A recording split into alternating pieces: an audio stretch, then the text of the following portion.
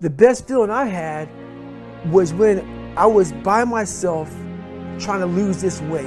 I had to lose it in literally less than 3 months. 106 pounds in less than 3 months.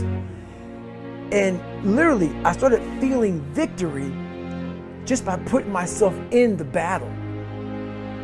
It wasn't about going to Navy SEAL training. It wasn't about being the 23rd guy in that chair.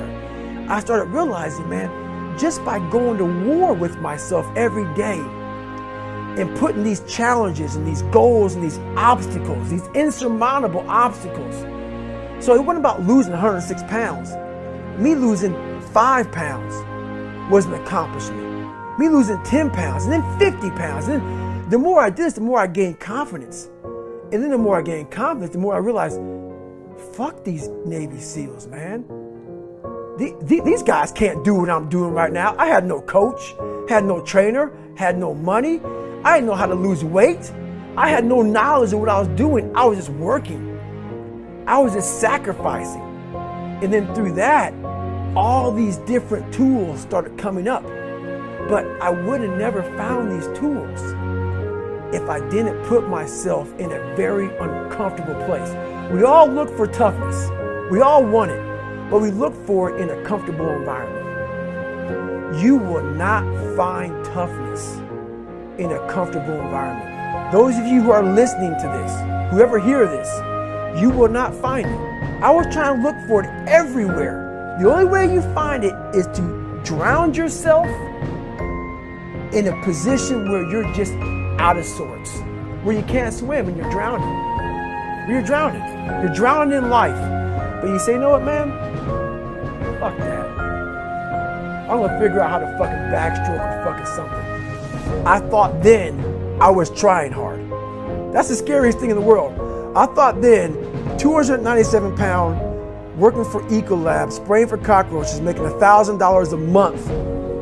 I thought that was me at my 100% potential. Come to find out, a few years later, I wasn't anywhere near that. 106 pounds less, graduated Navy SEAL training, went on to do all these other things. Looking back on that, that was me trying hard. That's why people gotta understand, what is in us, we have no idea until we start trying hard. And I mean really trying hard, where you're obsessed with, hey, this is my new norm. My new norm is that, wow, this isn't always fun.